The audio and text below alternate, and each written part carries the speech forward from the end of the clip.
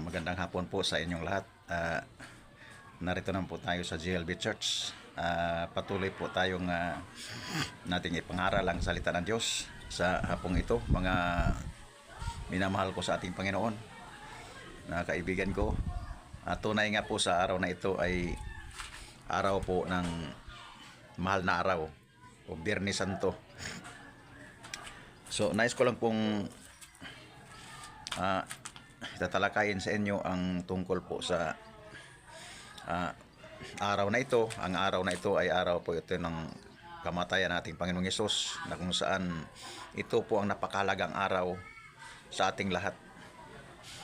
Dahil ang araw na ito, ganitong araw po ang ating Panginoong Hesus namatay sa krus ng Kalbaryo. 2,000 taon na po nakalipas, siya po ay namatay sa krus ng Kalbaryo nang dahil po sa ating mga kasalanan na namana kay Adan at Eva. Kaya sa hapong ito, mga minamahal ko sa ating Panginoon, ay nais ko po itong ibahagi sa inyo ang kasaysayan po ng kamatayan ng ating Panginoong Hesus. 2,000 taon na po nakalipas, siya po ito namatay sa krus ng Kalbaryo. At ngayon po ay ginugunita po natin sa tuwing mahal na araw o tuwing Biyernes Santo. Kaya sa pagkataong ito, mga minamahal ko sa ating Panginoon, ay nais ko po itong i-share sa inyo. Ano po ba ang dahilan kung bakit po ang ating Panginoong Hesus namatay sa krus ng Kalbaryo? So una po, ang dahilan ay binabayaran po ng Panginoon ang ating mga kasalanan doon kay Eva at Adan na nagkakasala po ang isang tao. Binabayaran po ng ating Panginoong Hesus. Magitan po ng kanya kamatayan, ito po ang katubusan sa lahat ng mga kasalanan na namana po natin kay Adan at Eva.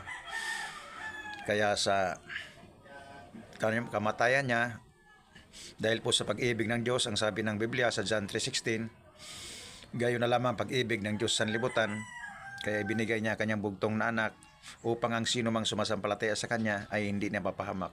Saan po ibinigay ng Panginoong Diyos ang kanya pong anak na si Jesucristo? Doon po, dito po sa ating sanlibutan. Dahil po sa kanyang pag-ibig sa atin, pinagkaloob niya yung kanyang kaisang anak. Siya po ay namatay sa krus ng Kalbaryo para bayaran po ang kasalanan ng isang katauhan na namana po natin kay Adan at Eva.